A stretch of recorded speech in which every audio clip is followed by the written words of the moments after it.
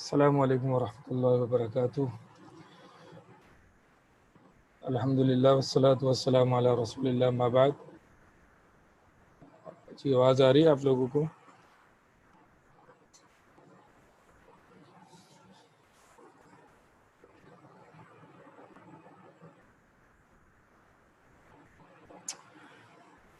جی امید ہے آپ سب خیریت سے ہوں گے.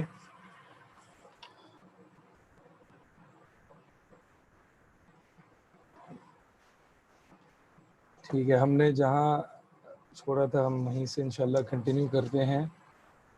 اور جہاں تک مجھے یاد پڑ رہا ہے کہ ہم نے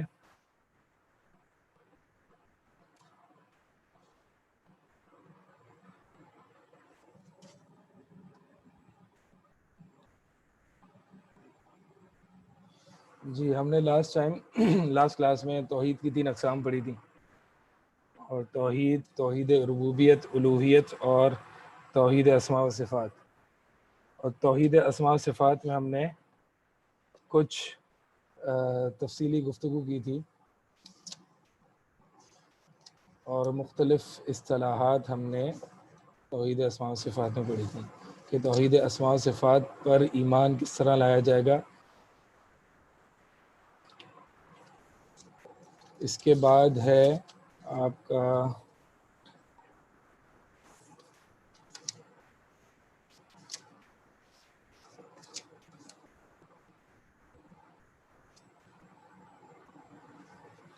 لاسٹ ٹائم ہم نے یہ سوال دیکھا تھا پیج نمبر 14 پہ، اللہ تعالیٰ کہاں ہے.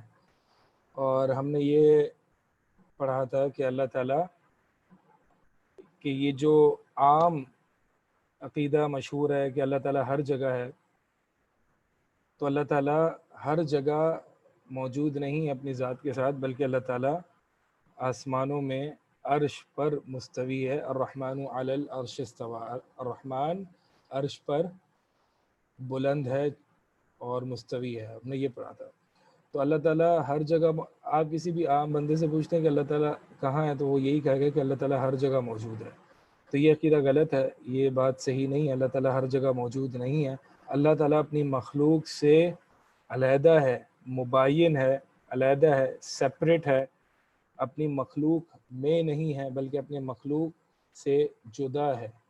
اور کہاں ہے؟ اللہ تعالیٰ عرش پر مستوی ہے.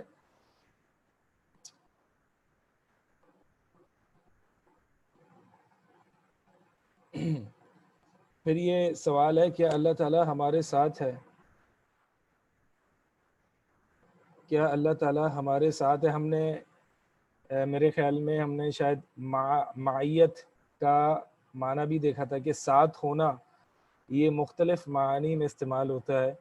ساتھ ہونے کا صرف یہ معنی نہیں ہے کہ وہ کوئی بھی شخص کسی کے ساتھ ہے، اس کا مطلب یہ نہیں ہے کہ وہ فزیکلی اس کے ساتھ ہے، بذات خود اس کے ساتھ موجود ہے. نہیں، یہ معنی بھی ہو سکتا ہے. اور معیت کے دوسرے معنی بھی ہو سکتے ہیں. مثال کے طور پر اگر میں کسی سے کہوں کہ میں تمہارے ساتھ ہوں، تم جاؤ یہ کام کرو، میں تمہارے ساتھ ہوں، تو اس کا مطلب یہ ہوا کہ اس کا مطلب یہ نہیں ہوا کہ بذات خود میں اس شخص کے ساتھ موجود ہوں گا، بلکہ میری مدد اور میری نصرت، یعنی میرے پیچھے اس کا ہاتھ، اس کے پیچھے میرا ہاتھ ہے، یہ مطلب ہوتا ہے. تو معیت، تو جہاں پہ اللہ تعالیٰ نے یہ ذکر کیا کہ اللہ تعالیٰ تمہارے ساتھ ہے، وَهُوَ مَعَكُمْ أَيْنَمَا كُنْتُمْ، کہ وہ تمہارے ساتھ ہے جہاں بھی تم ہو، تو اس کا مطلب یہ نہیں ہے کہ اس کی فزیکل ایگزسٹنس ہمارے ساتھ ہے، بلکہ وہ علم اور قدرت اور نصرت کے اعتبار سے ہمارے ساتھ ہے. یعنی اس کا علم ہمارے ساتھ ہے، اس کی قدرت ہمارے ساتھ ہے. یعنی کوئی ایسی جگہ نہیں ہے جہاں پہ اس کی قدرت نہ ہو، جہاں پہ اس کا علم نہ ہو.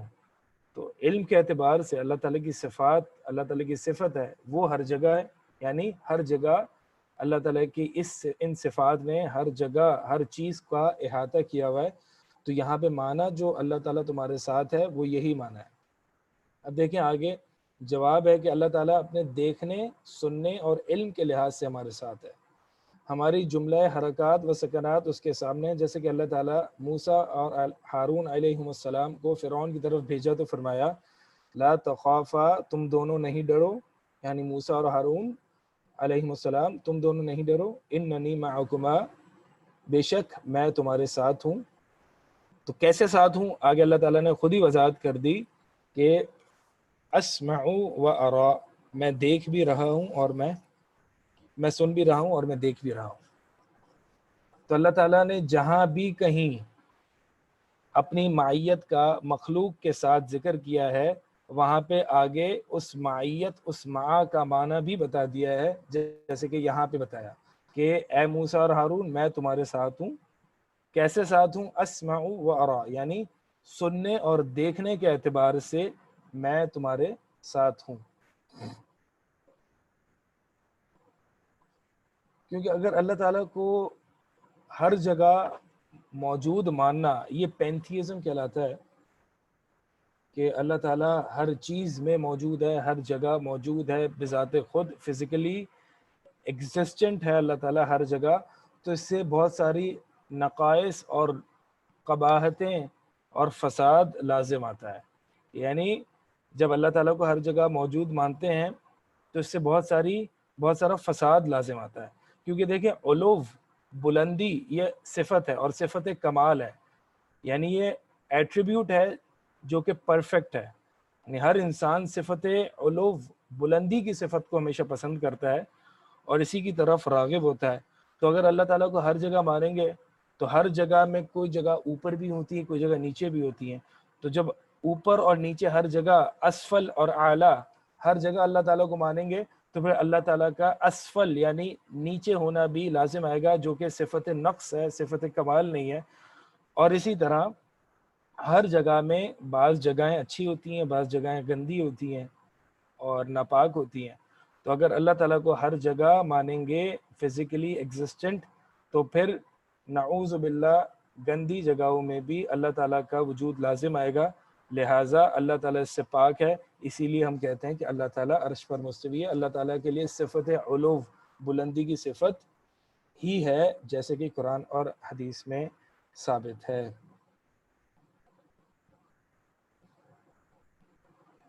یہ بیسیکلی ہوتا یہ ہے کہ یہ کچھ صوفیزم بھی ہیں اور کچھ جیسے کہ میں نے پہلے ذکر کیا کہ فلاسفہ یعنی فلاسفرز جو ہے وہ اللہ تعالیٰ کے علو کا انکار کرتے ہیں. کس بنیاد پر کرتے ہیں؟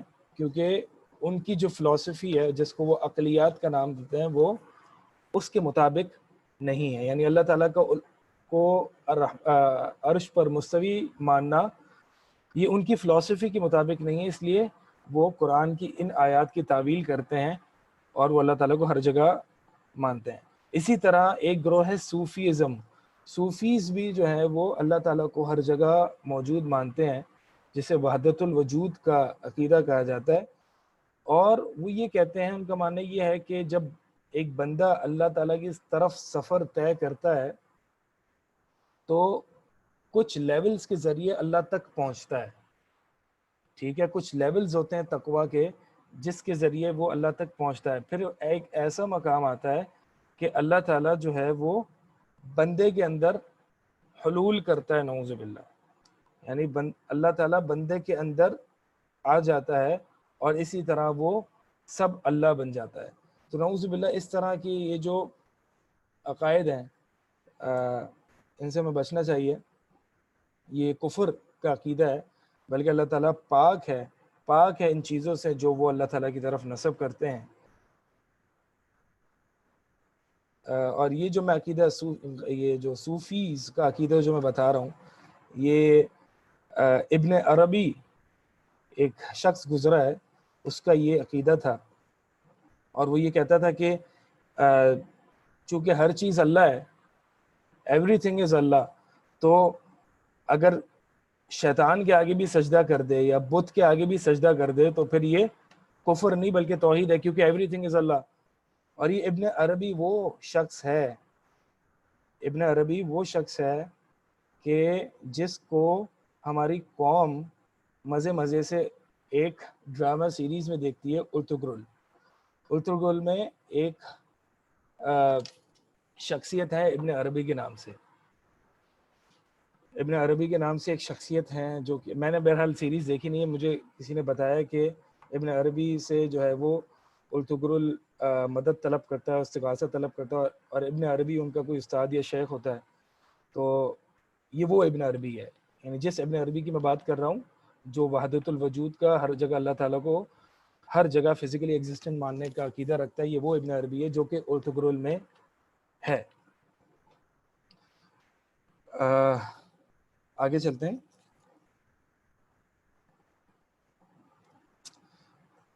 تو اور رسول اللہ صلی اللہ، پیج نمبر 15 ہے، اور رسول اللہ صلی اللہ علیہ وسلم نے بلند آواز سے ذکر کرنے پر صحابہ کرام سے فرمایا، ایھا الناس، اے لوگو، اربعوا علی انفسکم، اپنی جانوں پہ تھوڑا سا نرمی والا معاملہ کرو، انکم تدعونہ سمیعا قریبا، بے شک تم پکار رہے ہو اس ذات کو جو سمیعا خوب سننے والی ہے، قریبا اور قریب ہے، وہو معکم، اور وہ ذات تمہارے ساتھ ہے.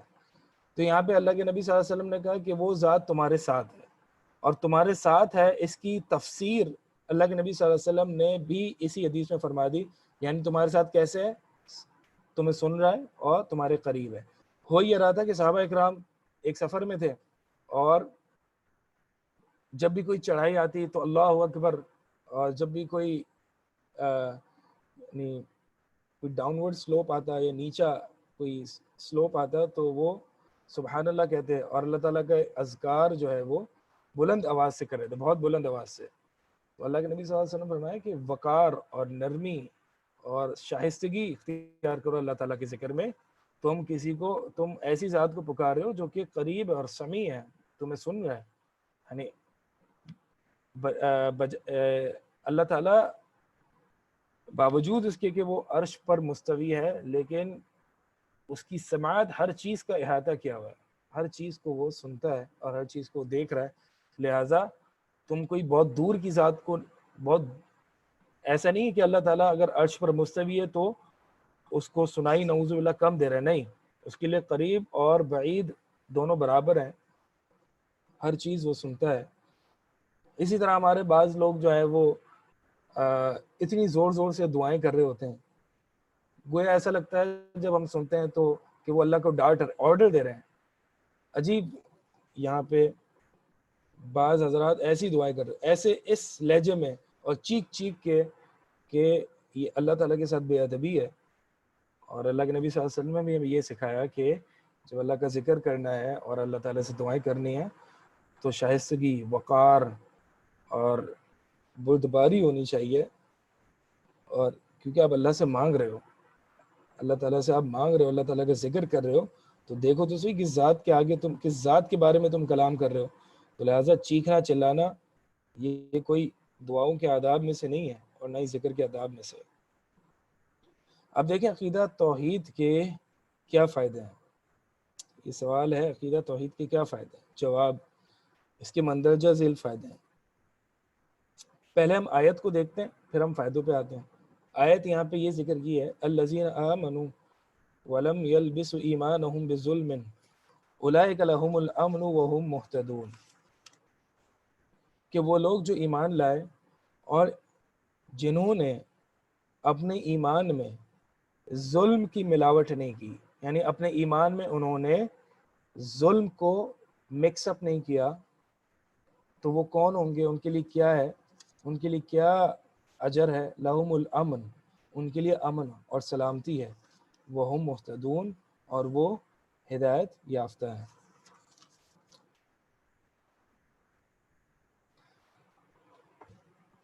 جب یہ آیت نازل ہوئی تو صحابہ اکرام نے جب یہ آیت سنی، دیکھیں ظلم جو ہے، ظلم کسی بھی، ظلم کہتے ہیں کسی بھی چیز کو اس کی جگہ سے ہٹ کر رکھنا، وضع الشیء فی غیر محلہ، کسی بھی چیز کو اس کی جگہ سے، جو اس کی جگہ ہے، جو اس کی جگہ ہونی چاہیے، جو اس کا رائٹ ہے کہ جہاں وہ رکھی جائے، اس جگہ سے ہٹا دینا یا اس جگہ نہ رکھنا، یہ ظلم ہے.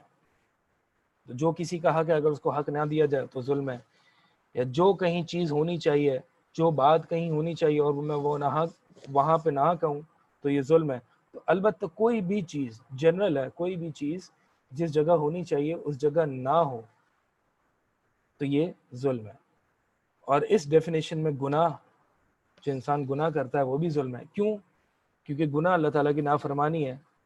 ہونا کیا چاہیے کہ اللہ تعالیٰ کی فرما برداری ہونی چاہیے، کیونکہ اللہ تعالیٰ ہمارا رب ہے اور ہمارا الہ ہے، اور اسی کی عبادت ہونی چاہیے اور اس کی نافرمانی نہیں ہونی چاہیے. تو جب بندہ گناہ کرتا ہے تو گویا کہ وہ ایسا کام کر رہا ہے جو نہیں ہونا چاہیے. تو لہٰذا ہر گناہ ظلم ہے، ہر غلط چیز ظلم ہے، ہر گناہ بھی ظلم ہے. تو جب یہ آیت نازل ہوئی تو صحابہ پریشان ہو گئے.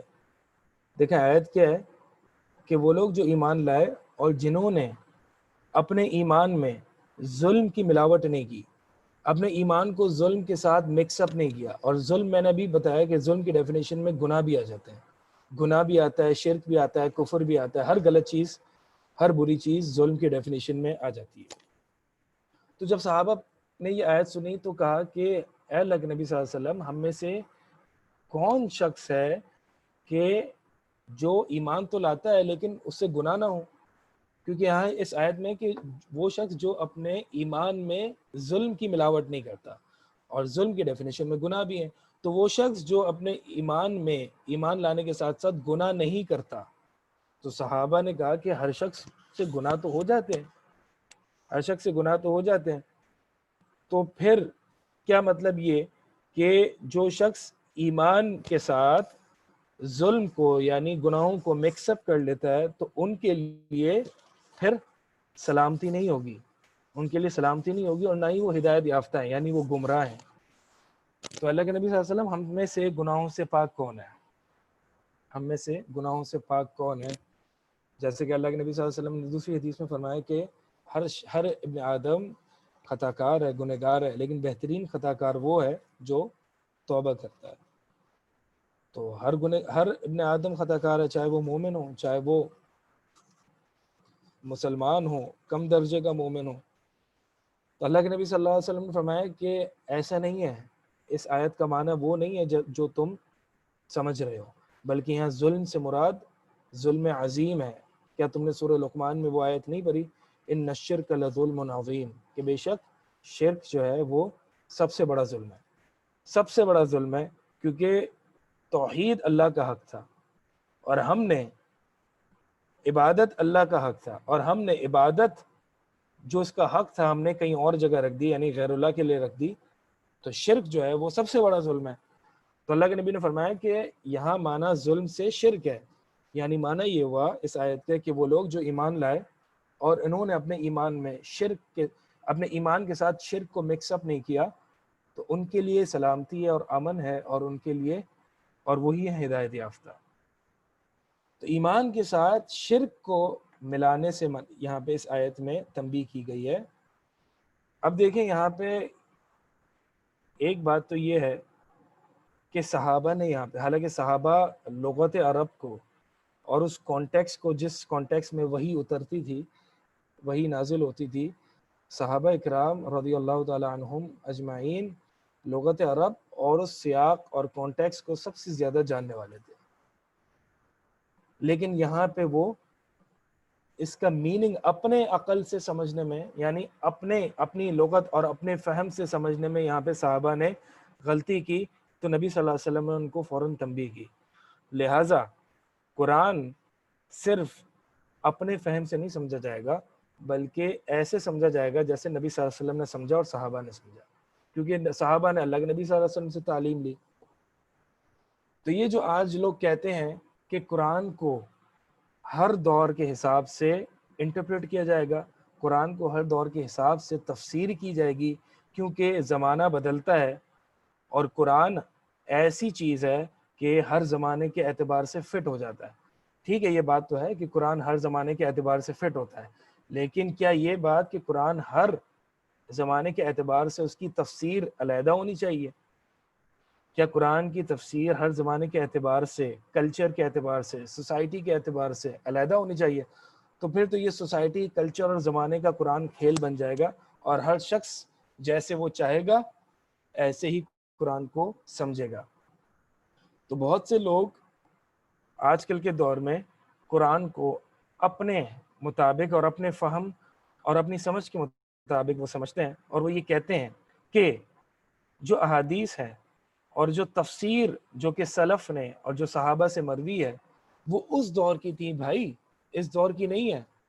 اس دور میں وہ اپلیکیبل ہی نہیں ہو سکتی. وہ اس دور کا کلچر تھا. مثال کے طور پر جہاں پہ اللہ تعالیٰ نے فطرت کا ذکر کیا ہے قرآن میں، تو وہاں پہ احادیث بھی مفسرین نے لکھی ہیں کہ فطرت میں سے داڑھی چھوڑنا ہے، فطرت ناخن کاٹنا ہے، فطرت اللہ تعالیٰ کی تخلیق خلق کو بدلنا نہیں ہے. یعنی آئی بروز ہیں، اور اسی طرح اس آئی بروز کو جو ہے وہ ویکس کروانا وغیرہ، جتنی بھی چیزیں آتی ہیں اس کریشن کو تبدیل کرنے میں، تو یہ ساری چیزیں اور بہت ساری چیزیں اللہ کے نبی صلی اللہ علیہ وسلم نے گنوائی کہ یہ ساری چیزیں فطرت سے ہیں. تو اب آج کل کے مفسرین، سو کالڈ مفسرین، آ کے وہ کہتے ہیں کہ دیکھیں یہ جو حدیث میں آتا ہے نا، یہ اللہ کے نبی صلی اللہ علیہ وسلم نے اس آیت کی تشریح یا تفسیر اس دور کے حساب سے کی ہے. تو اس دور میں چونکہ سب داڑیاں رکھتے تھے، اس دور میں کافر بھی داڑھی رکھتا تھا، کافر ابو لہب کی بھی داڑھی ہوتی تھی، تو مشرک بھی داڑھی رکھتا تھا اس دور میں، کیونکہ داڑھی جو ہے ایک انسان کی خوبصورتی اس سے ظاہر ہوتی ہے، اور ایک پتہ چلتا ہے، ایک ڈفرینشیٹ کرتا ہے ایک آدمی اور عورت میں، اور ایک فطرت تھی. اگرچہ یہ اب فطرت تبدیل ہو گئی ہے اور لوگوں کو شیوڈ بندہ جو ہے وہ زیادہ پسند، خوبصورت لگتا ہے اور زیادہ ہینڈسم لگتا ہے. یہ انسان کی فطرت تبدیل ہو گئی، لیکن اصلاً انسان کی جو فطرت ہے وہ یہی ہے کہ داڑھی رکھنا، منہ کے بال جو ہے وہ اگانا. تو اب وہ یہ کہتے ہیں کہ جی اس دور کا کلچر تھا، تو اللہ کے نبی صلی اللہ علیہ وسلم اور صحابہ نے اس دور کے حساب سے یہ آیت کی تفسیر کی ہے کہ داڑیاں بڑھاؤ، داڑیاں رکھو. لیکن آج کے دور میں کلچر ڈیفرنٹ ہے. آج کے دور میں اتنی داڑھی نہیں رکھی جاتی، تو لہٰذا اس دور کی تفسیر اس کلچر کے حساب سے، آج کے دور کی تفسیر آج کے کلچر کے حساب سے. لہٰذا جو اللہ تعالیٰ وہ فطرت جس پر اللہ تعالیٰ نے پیدا کیا وہ کیا ہے کہ انسان داڑھی کاٹ دے آج کے دور کے حساب سے. اسی طرح میوزک کو وہ حلال قرار دے دیتے ہیں، اور بہت ساری چیزیں. تو وہ یہ اپنے فہم اور اپنے زمانے کے اعتبار سے تفاسیر کو سمجھتے ہیں اور گمراہ ہوتے ہیں، اور دوسروں کو بھی گمراہ ہوتے ہیں. لیکن اللہ تعالیٰ نے فرما دیا وَإِنْ آمَنُوا بِمِثْلِ مَا آمَنْتُ بِهِ فَقَدِ اهْتَدَوْا، کہ اے نبی صلی اللہ علیہ وسلم اگر یہ ایمان لائیں جس طرح سے صحابہ ایمان لائے تھے، یعنی قرآن حدیث کو اس طرح سے سمجھے جس طرح سے صحابہ نے سمجھا، فقط اہتدوا، تو یہ ہدایت یافتہ ہوں گے، ورنہ ان کا ایمان قابل قبول نہیں ہے. تو صحابہ جیسا ایمان ریکوائرڈ ہے، فرض ہے. صحابہ نے حدیث کو کس طرح سمجھا، صحابہ نے قرآن کو کس طرح سے سمجھا، نبی صلی اللہ علیہ وسلم نے قرآن کو کس طرح سے ایکسپلین کیا، وہی طریقہ جو ہے وہ صحیح ہے، اور باقی جتنے طریقے جو ہیں وہ غلط ہیں. میں 3-4 سوال لوں گا صرف، پھر انشاءاللہ ہم آگے دیکھیں گے.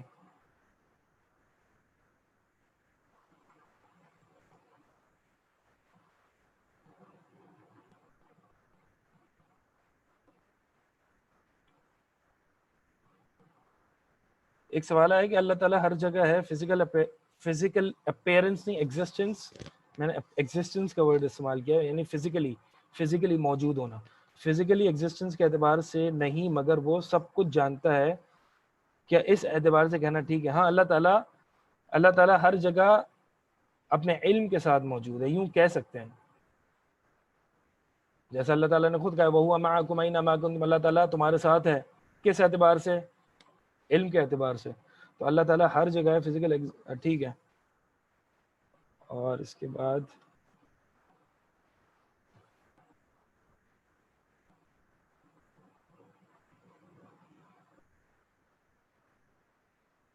علیم سے کیا مراد ہے؟ علیم سے مراد خوب علم رکھنے والا.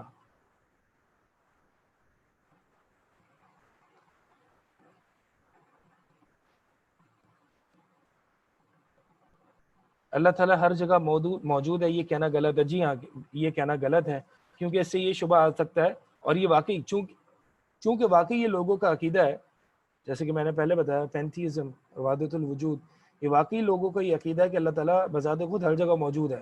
تو لہٰذا ہم یہ الفاظ نہیں استعمال کر سکتے، بلکہ جو اللہ تعالیٰ نے اپنے بارے میں بتایا کہ اللہ تعالیٰ عرش پر موجود ہے، عرش پر مستوی ہے، اور اس کا علم وغیرہ جو ہے وہ ہر جگہ موجود ہے۔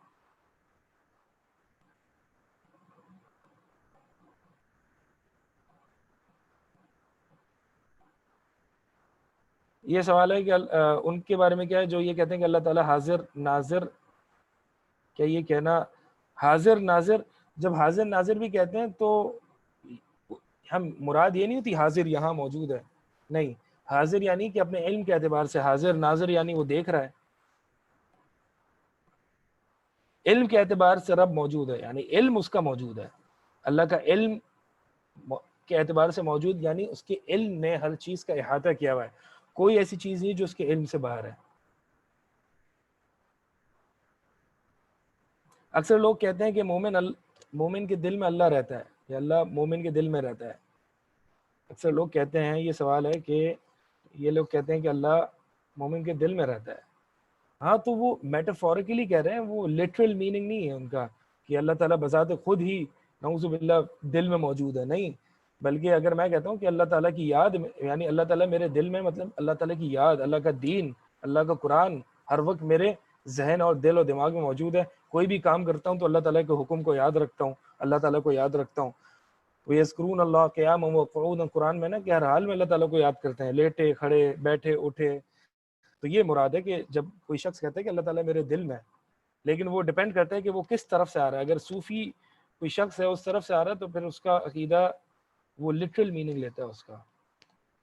الٹرول دیکھ سکتے ہیں یا نہیں دیکھ سکتے، یہ سوال جو ہے وہ ہمارے ٹاپک سے ریلیٹڈ ہے یا نہیں ہے؟ ہاں میں نے ڈسکس تو کیا تھا، نہیں دیکھنا چاہیے، الٹرول نہیں دیکھنا چاہیے، کیونکہ اس میں بہت ساری قباحتیں ہیں، میوزک بھی ہے اور نامحرم بھی ہے اور بہت ساری چیزیں ہیں، اور یہ ابن عربی والی چیز بھی ہے۔ چلیں آگے بڑھتے ہیں۔ اچھا میں یہ بات کر رہا، اس آیت پہ ہم بات کر رہے تھے کہ صحابہ نے یہاں پہ اپنے انداز سے، اپنی سمجھ سے اس آیت کو سمجھا اور پریشان ہو گئے کہ ہم میں سے تو ہر شخص سے گناہ ہو جاتے ہیں، تو لہٰذا ہم ہدایت یافتہ بھی نہیں ہوں گے اور نہ ہی ہمارے لیے امن و سلامتی والا معاملہ ہوگا۔ تو اللہ کے نبی نے فرمایا نہیں ایسا نہیں ہے، بلکہ یہاں پہ ظلم سے مراد شرک ہے، شرک ہے، یعنی ظلم عظیم مراد ہے، بڑا، سب سے بڑا ظلم۔ اب دیکھیں یہاں پہ توحید کے فوائد ذکر کریں، ہمارا مقصد یہاں پہ کیا ہے، توحید کے فوائد ذکر ہو رہے ہیں نا، عقیدہ توحید کی کیا فائدہ ہیں، تو اس میں عقیدہ توحید کے دو فائدے اس آیت سے ہمیں حاصل ہو رہے ہیں۔ پہلا فائدہ ان کے لیے امن ہے، امن ہے اس دنیا میں بھی اور آخرت میں بھی، یعنی جو شخص توحید پرست ہے، جو شخص ایمان لاتا ہے اس حال میں کہ اس نے شرک کی ملاوٹ نہیں کی ہو، تو کیا بہت سے لوگ ایسے بھی ہوتے ہیں کہ وہ ایمان لاتے ہوئے ایمان بھی لاتے ہیں اور شرک بھی کرتے ہیں؟ جی ہاں، بہت سے لوگ ایسے بھی ہوتے ہیں، جیسے کہ اللہ تعالیٰ نے فرمایا کہ نہیں ان میں سے اکثر ایمان لاتے مگر الا وہم یشرکون، نہیں ان میں سے اللہ پر اکثر ایمان لاتے مگر وہ شرک کرتے ہیں۔ تو اللہ کی ذات پر، اللہ پر ایمان لانا، اللہ کے رب ہونے پر ایمان لاتے ہیں، مگر عبادت میں، دعاؤں میں، اپنی پکار میں، غیبی مدد حاصل کرنے میں وہ غیروں کو پکارتے ہیں، تو وہ شرک کرتے ہیں۔ مثال کے طور پر بہت سارے لوگ ہمارے معاشرے میں بھی ہیں اور ہمارے ارد گرد بھی ہوتے ہیں کہ وہ اللہ تعالیٰ کو رب مانتے ہیں، خالق مانتے ہیں، رازق مانتے ہیں، مدبر مانتے ہیں، لیکن جب غیبی مدد طلب کرتے ہیں، سپر نیچرل مدد طلب کرتے ہیں جو کسی انسان یا مخلوق کے بس میں نہیں ہے، تو پھر وہ اللہ کے ساتھ کسی اور سے بھی مدد طلب کرتے ہیں، اور وہ یہ کہتے ہیں کہ یا علی مدد، یا رسول مدد، یا محمد، یہ استغاثہ کرتے ہیں۔ تو جی ایسے بھی لوگ ہیں جو اللہ پر ایمان رکھتے ہوئے شرک کرتے ہیں۔ تو جو اللہ پر ایمان بھی لاتا ہے اور شرک بھی کرتا ہے تو پھر وہ نہ ہدایت یافتہ ہے بلکہ وہ گمراہ ہے، اور نہ اس کے لیے امن ہے، اس دنیا میں بھی امن نہیں ہے، بلکہ اس دنیا میں بھی امن نہیں ہے بلکہ اس کے لیے آخرت میں بھی جہنم کا مستحق ہے۔ ٹھیک ہے، تو اس کے لیے دیکھیں دو فائدے ہیں۔ پہلا فائدہ اس کے لیے سلامتی، امن، پیس، اس دنیا کا، اس دل کا بھی سکون ہے۔ الا بذکر اللہ تطمئن القلوب، اللہ تعالیٰ فرماتا ہے کہ اس اللہ تعالیٰ کے ذکر سے، یعنی اللہ تعالیٰ کے دین سے ہی ذکر بمعنی دین ہے، ایسا نہیں سبحان اللہ الحمدللہ لا الہ الا اللہ، کیونکہ ذکر قرآن میں پورے دین کے معنی میں بھی آتا ہے کہ ہم نے اس ذکر کو نازل کیا وَإِنَّا لَهُ لَحَافِظُونَ، کہ ہم نے اس ذکر کو نازل کیا، تو وہاں پہ ذکر بمعنی قرآن ہے کہ ہم نے ذکر قرآن ہے اور حدیث بھی ہے اور پورا دین ہے کہ ہم نے اس دین کو نازل کیا، اور وَإِنَّا لَهُ لَحَافِظُونَ، اور ہم ہی اس کی حفاظت کرنے والے۔ تو ذکر جو ہے وہ قرآن کے معنی میں بھی آتا ہے، پورے دین کے معنی میں بھی آتا ہے۔ تو الا بذکر اللہ تطمئن القلوب، یعنی اللہ تعالیٰ کے دین پر عمل کرنے سے ہی دلوں کو سکون حاصل ہوتا ہے۔ اور سلف کا قول بہت مشہور ہے، جنہوں نے اپنی ویڈیوز آن کی ہوئی ہیں وہ پلیز اپنی ویڈیوز آف کر دیں۔ سلف کا قول اہل علم فرماتے ہیں کہ لو یعلم العمراء والوزراء والملوک ما نحن فيه لجادلون بالسیوف، کہ اگر یہ بادشاہ اور یہ ملوک اور یہ وزراء یہ اگر جان لیں جس چیز پر ہم ہیں، یعنی ہم کس چیز پر ہیں، ہم دین پر ہیں، ہم دین کا علم حاصل کر رہے ہیں، ہم حدیثیں پڑھ رہے ہیں، حدیث کی کتابیں پڑھ رہے ہیں، قرآن پڑھ رہے ہیں، قرآن پر تدبر کر رہے ہیں، ریفلیکٹ کر رہے ہیں، غور و فکر کر رہے ہیں، تو جس چیز پر ہم ہیں اگر یہ وزراء اور یہ بڑے بڑے لوگ جان لیں، بڑے بڑے دنیا دار لوگ جس چیز پر ہم ہیں، یعنی اس چیز میں کتنا سکون ہے، لجادلون بالسیوف، یہ ہم سے تلواروں کے ساتھ لڑیں گے اس چیز کو حاصل کرنے کے لیے۔ تو یہ دین میں، اس دین میں بہت سکون ہے۔ قرآن میں اللہ تعالیٰ فرماتا ہے کہ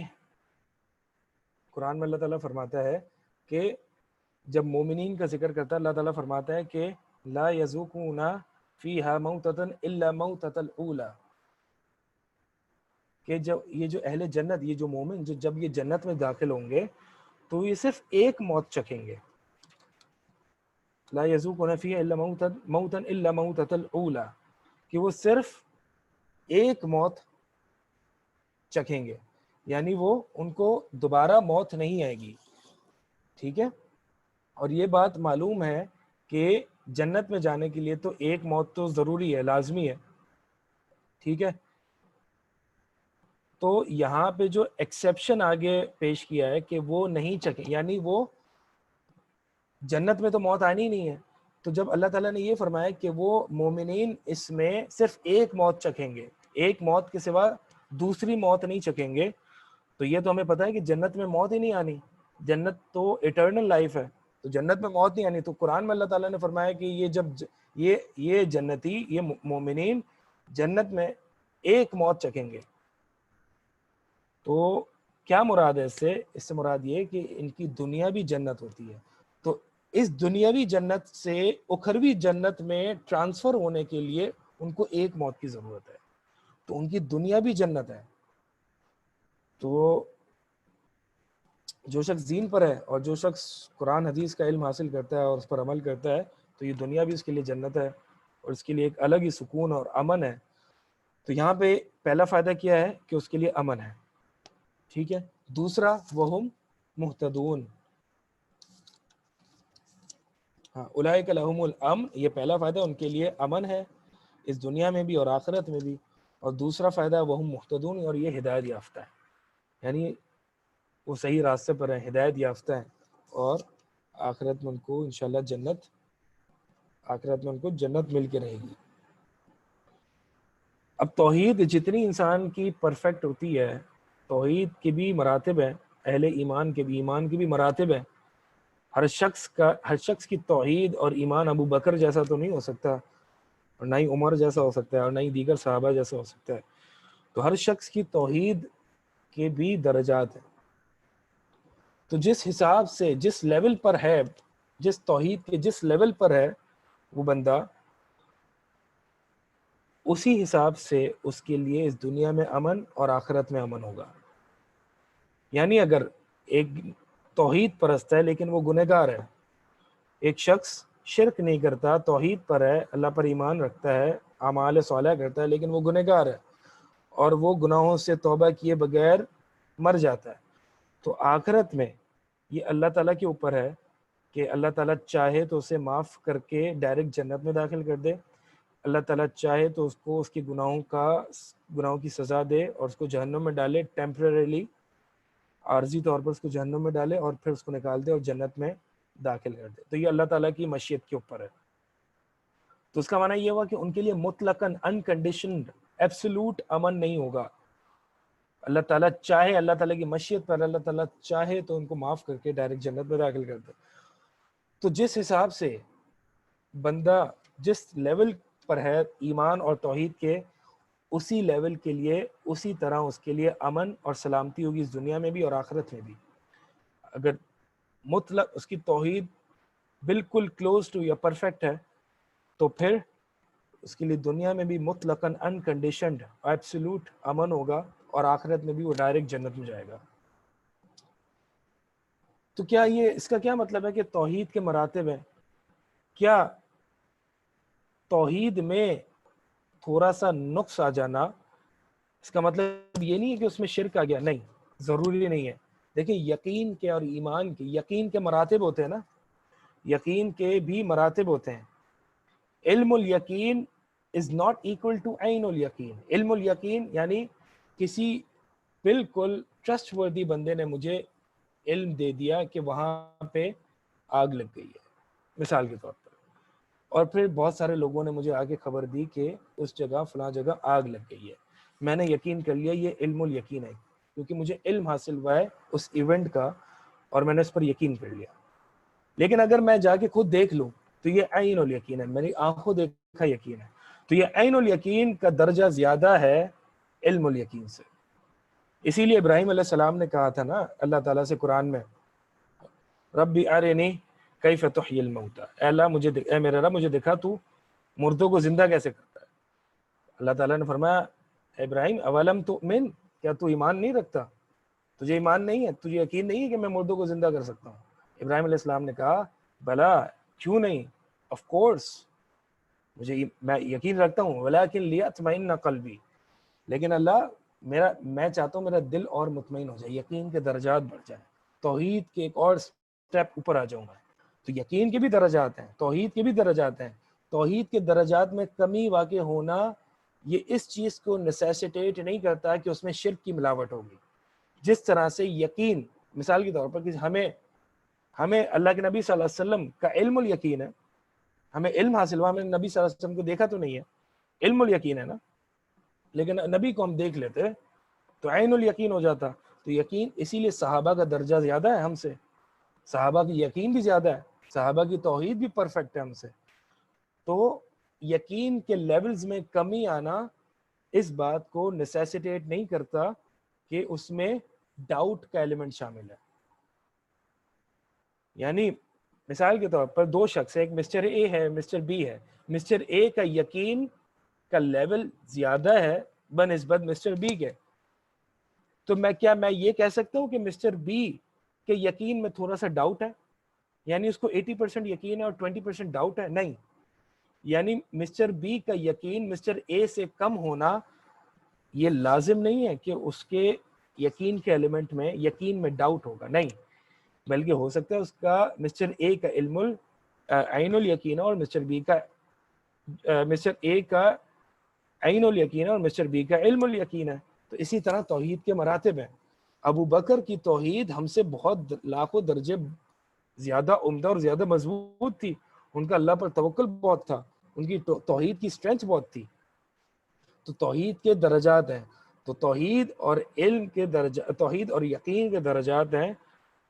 تو درجات کم درجہ ہونا توحید پر یہ بات انٹیل نہیں کرتا، نیسیسیٹیٹ نہیں کرتا کہ اس کی توحید میں شرک ہے یا کفر ہے یا ڈاؤٹ ہے. تو لہٰذا جس لیول پر وہ توحید پر ہوگا اسی طرح اس کے لیے امن ہوگا، اسی لیول کا امن اس کو حاصل ہوگا جس توحید کے لیول پر وہ ہوگا اور جس یقین کے لیول پر ہوگا. اور اسی طرح ہدایت بھی اس کے لیے اسی لیول کے حساب سے ہوگی. 2 منٹ باقی ہے، آپ سے کوشچن لے لیتے ہیں انشاءاللہ.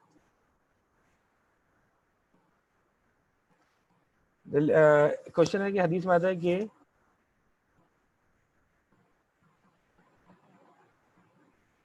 کچھ لوگ کہتے ہیں کہ اللہ کا،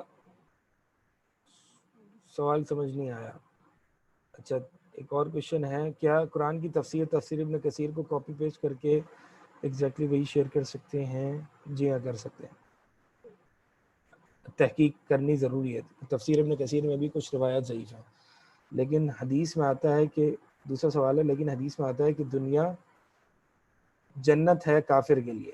ہاں ایک حدیث میں آتا ہے کہ دنیا سجن المؤمن و جنت الکافر، کہ دنیا جو ہے وہ، اچھا سوال ہے، دنیا ایک مومن کے لیے ایک قید خانہ ہے اور کافر کے لیے جنت ہے.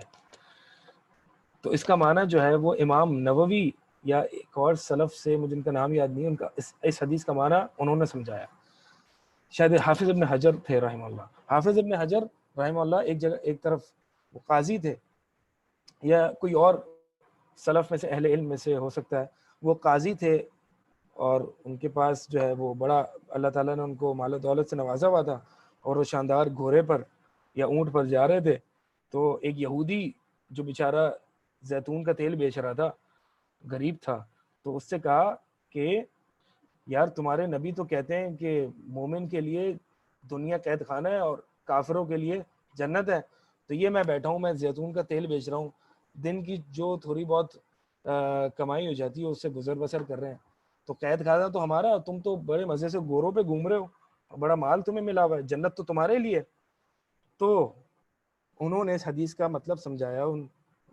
جو حافظ ابن حجر تھے یا کوئی دوسرے شخص تھے، انہوں نے بتایا کہ جی ہاں، جی ہاں. کیسے؟ بالکل آپ کی بات صحیح ہے. اگر کافر جہنم کو دیکھ لے تو وہ دنیا کو جنت سمجھے گا، اور اگر مومن جنت کو دیکھ لے تو وہ جنت کے کمپیریزن میں دنیا جو ہے وہ قید خانہ ہے. تو ایز کمپیئر ٹو آخرہ، دس ورلڈ از سجن، یعنی دس ورلڈ از قید خانہ. اور ایز کمپیئر ٹو، یعنی اگر کافر کے لیے آخرت جو ہے وہ، آخرت کا جہنم اگر اس کو دکھائی دے دے تو وہ آخرت کی جہنم اس کے لیے قید خانہ ہے، اور یہ دنیا اس کے لیے بہت بہتر ہے، جنت ہے. اور ایک وجہ یہ بھی ہے، ایک حدیث کا یوں بھی ہم سمجھ سکتے ہیں کہ دیکھیں ایک جو مومن ہوتا ہے وہ، اس کی طرف ہوتی ہے کہ اللہ کو میں کب دیکھوں. جنت میں حدیث میں آتا ہے کہ اللہ تعالیٰ کا دیدار کرے گا. جنت یعنی he longs for Jannah and he longs for the sight of Allah. He longs it. طرف رکھتا ہے اس کی، وہ غمزدہ ہوتا ہے کہ کب اللہ تعالیٰ سے ملوں گا، کب میں جنت میں جاؤں گا، کب نبی سے ملوں گا، کب صحابہ سے ملوں. تو دس ڈپریسز him. ٹھیک ہے، تو اس اعتبار سے ہم اس حدیث کو یہ سمجھتے ہیں کہ اس کے لیے یہ قید خانہ ہے، یعنی وہ اپنے نبی سے اور صحابہ سے مل نہیں سکتا، اللہ تعالیٰ سے ملاقات نہیں کر سکتا. تو اس اعتبار سے اس کے لیے یہ دنیا قید خانہ ہے کہ کب وہ اس دنیا سے رخصت ہو، اللہ تعالیٰ سے جا کے ملے اور اپنے ساتھیوں سے جا کے ملے، نیک لوگوں سے، تو وہ اس کے لیے واقعی جنت ہے. ٹھیک ہے، ٹائم اوور ہو گیا، ہم یہیں پہ اس کو ختم کرتے ہیں. سبحانک اللہم و بحمدک، اشہد ان لا الہ الا انت، استغفرک و اتوب الیک.